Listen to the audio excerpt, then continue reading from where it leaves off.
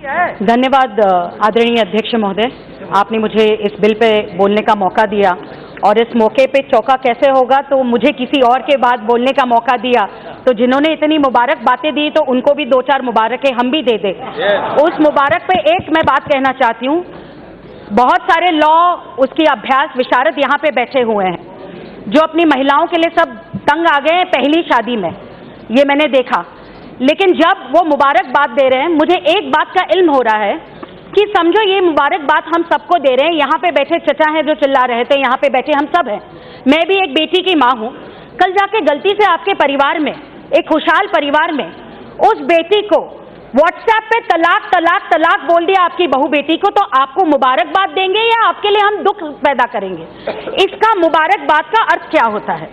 महिलाओं के सशक्तिकरण के लिए जब हम बात करते हैं, मुझे मेरी बचपन की कहानी याद है। मैं खुद मराठी माध्यम में पढ़ी हूँ अध्यक्ष महोदय, तो अंग्रेजी हम एक 10वीं 12वीं साल के होने के बाद सीखते हैं। तभी ही और शी का मतलब थोड़ा बहुत सीखते सीखते आगे पढ़ रहे थे। मैंने एक बार अपने पिताजी को आके पूछा कि बाबा ही और she how is it placed? अभी छोटी थी, कोई भी हम सवाल पूछ लेते हैं, वो कहते हैं ही पुरुष होता है और शी महिला होती है। मैंने लेकिन ही और शी क्यों होता है? ये कहते हैं ही तो पुरुष होता है, लेकिन ही के पहले एस लगाया है क्योंकि सुपीरियर टू ही वो महिला शी होती है।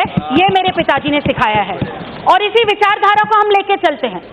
और इसी बात में मुबारकबाद मैं देना चाहती हूँ मेरे प्रधानमंत्री जी को कि उसी सुपीरियर टू ही को वो ताकत देना चाहते हैं, आगे बढ़ाना चाहते हैं और इसके लिए ये बिल लाया है। विवाह पद्धति के बारे में जब हम बात करते हैं, इट्स अ सेक्रेड इंस्टीट्यूशन। आप उसको बिजनेस कहते हैं, क्या कहते हैं मुझे पता नहीं, उसको क्या कहते हैं, कॉन्ट्रैक्ट। लेकिन हमारे विवाह में एक पवित्र संस्कार माना जाता है और इस पवित्र संस्कार को, वो कोई भी धर्म हो, जात हो, हर वक्त एक पुरुष और महिला जब शादी करते, वो हिंदू हो, मुसलमान हो, क्रिश्चियन हो, in sickness in health I am with you. जब मैं शादी कर रहा हूं तो मैं तुम्हारे साथ रहूंगा, मैं तुम्हारे साथ रहूंगी। जब सप्तपदी में हम शपथ लेते हैं तो हर 7 सवालों पे हम एक दूसरे के साथ रहते हैं। ये विचार लेके हम चलते हैं और मैं मुबारकबाद इसलिए देना चाहती हूं कि इसी पद्धति को हर किसी को उस ताकत के रूप से हम आगे बढ़ाना चाहते हैं। धर्म की परिभाषा हर कोई अपने रूप से बता सकता है, धर्म की परिभाषा अपने रूप से कोई भी उसको आगे ले जा सकता है, लेकिन धर्म की परिभाषा के साथ जिस समाज में हम रह रहे हैं उस समाज की परिभाषा भी धर्म के साथ आगे बढ़नी चाहिए।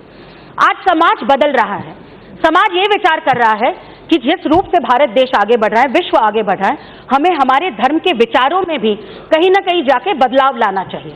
और मैं ये कहना चाहती हूँ कि जिस धर्म से मैं आ रही हूँ हमने भी बदलाव लाया।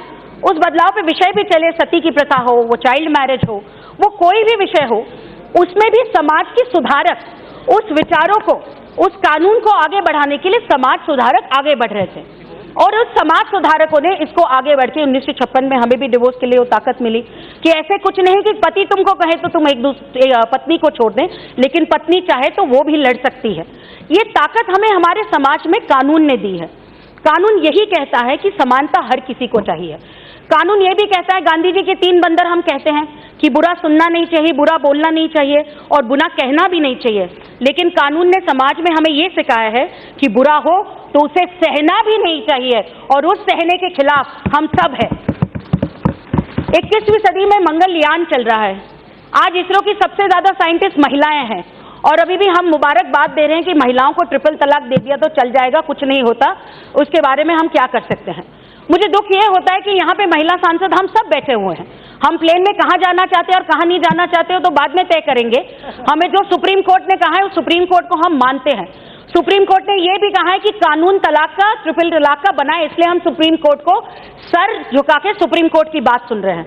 यहाँ पे इतनी सारी मेरी महिलाएं सांसद बैठी है, मुझे अच्छा लगा कि अपने भाइयों के लिए वो लड़ रही है कि भाई जेल कैसे जाए, भाई ऐसे कैसे जाएगा हमारा जेल।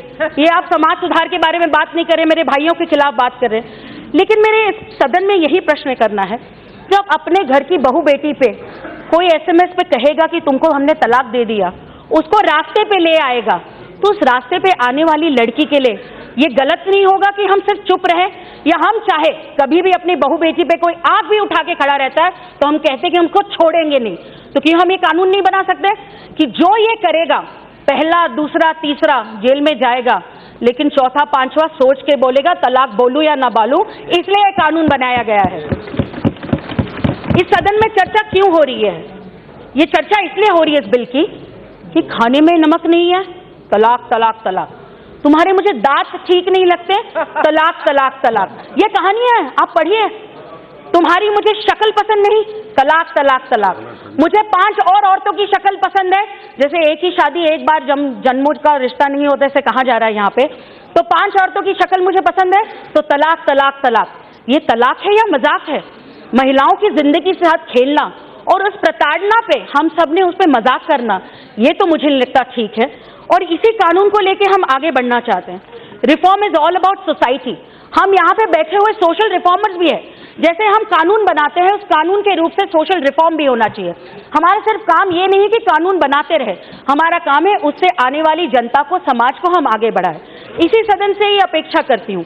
मैं इतना ही माननीय मंत्री जी को कहना भी चाहती हूँ कि मंत्री जी, आप 1-2 लोगों की बात न सुनते हुए जो आपको मुबारकबाद दे रहे हैं, उन 10 लाख महिलाओं की बात सुनिए जिन्होंने आपको पिटिशन साइन करके दी थी।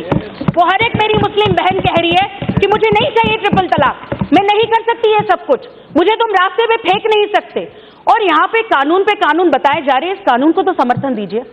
हर वक्त प्रिवेंशन बेटर होता है क्योर से। ये कानून उस रूप से प्रिवेंशन है और इस प्रिवेंशन को हमने समर्थन देना चाहते हैं। मैं इसमें थोड़े बहुत सजेशन भी करना चाहती हूँ कि महिलाओं के सम्मान और समानता के लिए हम ये कानून ला रहे हैं। मैं पुरुष सांसदों को यहाँ पे पूछना चाहती हूँ, हिंदू परिवारों में दहेज का मौका था, दहेज अभी क्रिमिनल ऑफेंस हो गया। दहेज कोई भी मांगे तो हम उसको जेल में पूरे परिवार को, लड़के को नहीं उसके पूरे परिवार को भेज सकते हैं। तो किसी मुस्लिम पिता को ये लगेगा कि उसकी बेटी को बोला जाए कि तुमको हम दहेज तो लेंगे लेकिन तुम्हारे साथ शादी नहीं रखेंगे?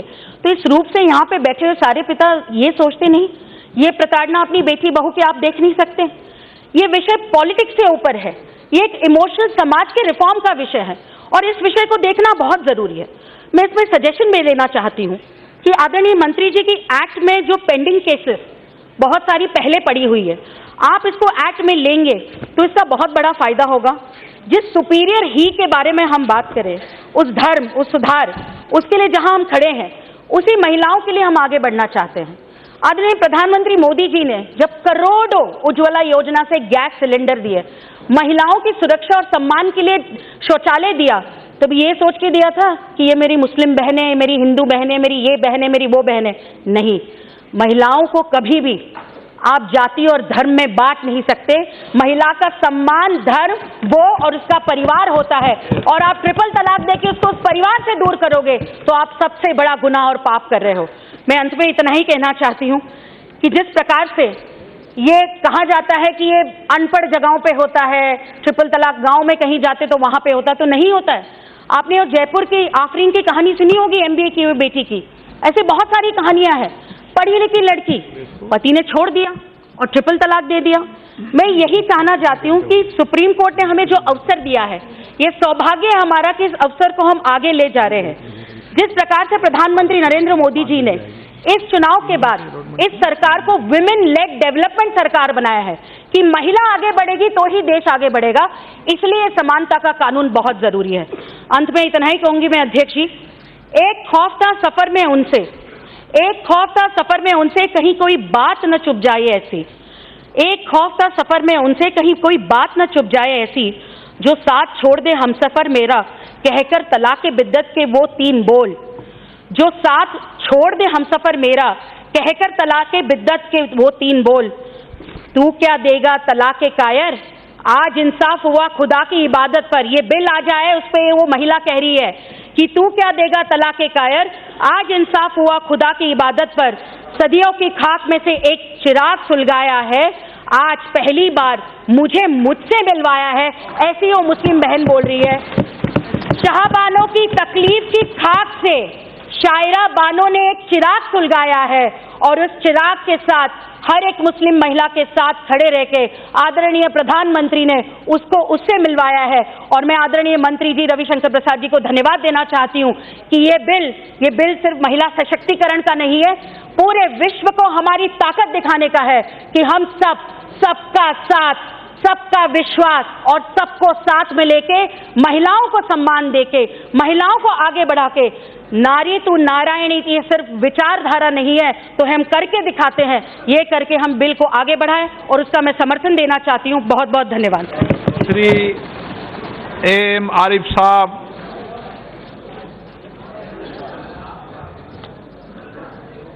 माननीय सदस्यगण, जो अपना बीएससी में समय अलॉटमेंट था वह समाप्त